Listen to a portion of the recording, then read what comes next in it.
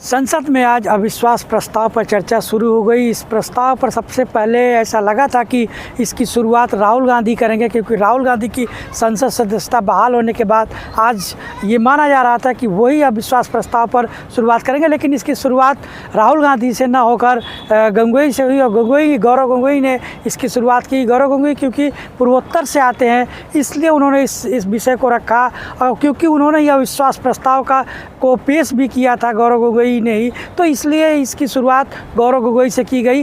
गौरव गंगोई ने जब अपने भाषण की शुरुआत की तो उन्होंने लगातार पीएम पर, वहाँ के मणिपुर के सीएम पर और गृह मंत्री अमित शाह पर हमला बोला। एक तरीके से उन्होंने साफ तौर पे कहा कि लॉ एंड ऑर्डर पर पूरी तरीके से वहाँ के मुख्यमंत्री फेल हो गए थे।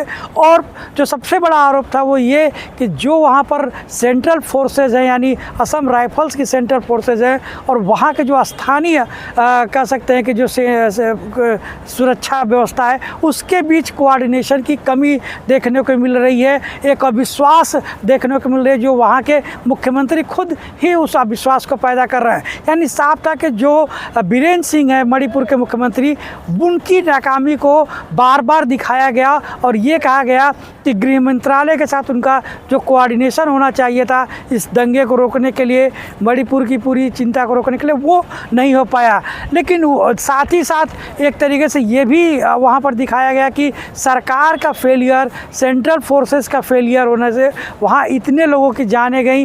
अभी भी दंगे को लेकर कोई एक ऐसी कमेटी नहीं बनी जो वहाँ पर सभी समुदाय, यानी मैतेई समुदाय और कुकी समुदाय, दोनों समुदायों को एक साथ एक जगह ला सके। अभी भी अलग अलग दोनों समुदायों से बातचीत हो रही है। तो ये एक चुनौती है जो गृह मंत्रालय के पास है।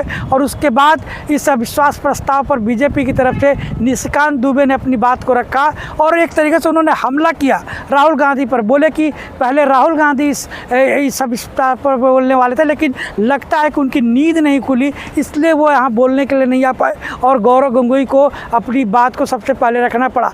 तो ये एक तरीके से राहुल गांधी के साथ जो लगातार पहले भी हम लोगों ने देखा है कि अचानक जो स्विंग की बात आती है, जब मोड स्विंग की बात आती है, वो यहाँ भी दिखाई दिया, क्योंकि पूरी मीडिया ये मान के चल रही थी कि राहुल गांधी इस मुद्दे के साथ अपनी संसद की शुरुआत करेंगे दोबारा, लेकिन वो नहीं बोले। और लेकिन कुछ लोगों का ये भी कहना है, खुद कांग्रेस पार्टी के अंदर से ये खबरें आ रही हैं कि राहुल गांधी 10 तारीख को बोलना चाहते हैं, जब पीएम मोदी सदन में मौजूद रहेंगे, वो उनके सामने अपनी बातों को रखना चाहते हैं। उससे एक दूसरा असर पड़ेगा, क्योंकि कहीं ना कहीं ये अविश्वास प्रस्ताव लाया गया है सिर्फ इसलिए क्योंकि सरकार को इस पर घेरा जाए, क्योंकि उनको भी पता है कि ये अविश्वास प्रस्ताव कभी भी पास नहीं होगा, गिर जाएगा, क्योंकि जो संख्या बल है वो सरकार के साथ है, वो सरकार के पक्ष में है। तो ये एक चुनौती थी। लेकिन क्या राहुल गांधी इस मुद्दे को उस तरीके से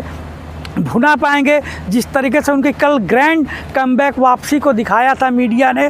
लेकिन उसके साथ सवाल ये भी उठता है कि अगर ये प्रस्ताव पर जब वो मोदी के सामने बोलने जाएंगे तो किन किन मुद्दों पर, क्योंकि राहुल गांधी मणिपुर जा चुके हैं और मणिपुर के विषय में उनको काफ़ी कुछ जानकारियाँ मुहैया हैं जो वहाँ उन्होंने आंखों देखा है। तो ये एक चुनौती है उनके साथ भी। लेकिन उसके साथ सरकार के लिए जो सबसे बड़ी चुनौती है वो ये कि वो विपक्ष को किस तरीके से डीस्टेबलाइज करता है, विपक्ष के अंदर किस तरीके से वो सेंध मारता है। और विपक्ष को लगातार, क्योंकि आज जब सांसदों के साथ मोदी अपनी सर्वदलीय बैठक कर रहे थे तो उन्होंने इंडिया की जगह घमंडिया शब्द का इस्तेमाल किया। यानी साफ है कि वो बार बार जो इंडिया शब्द विपक्ष ने रखा है उस इंडिया शब्द पर वो चोट कर रहे हैं। चाहे क्विट इंडिया की बात करें, चाहे घमंडिया की बात करें, वो इन बातों के साथ इस बात को दिखाना चाहते हैं कि ये जो गठबंधन है, ये गठबंधन सिर्फ अपने स्वार्थ के लिए बना है और इस गठबंधन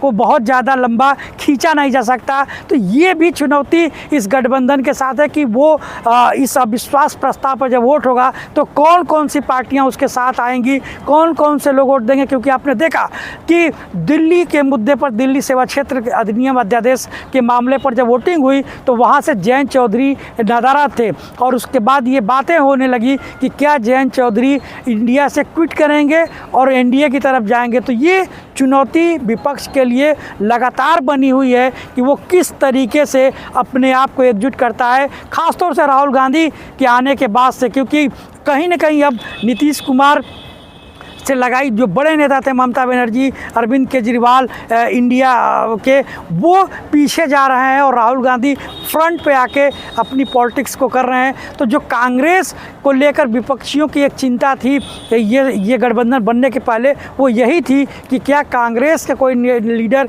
इसको लीड करेगा। वो शंका अब साफ दिखाई दे रही है और यही शंका क्षेत्रीय दलों को पहले भी थी और अभी भी है। तो ये एक चुनौती होगी कि 2024 के आम चुनाव तक किस तरीके से इंडिया अपने आप को एकजुट रखती है।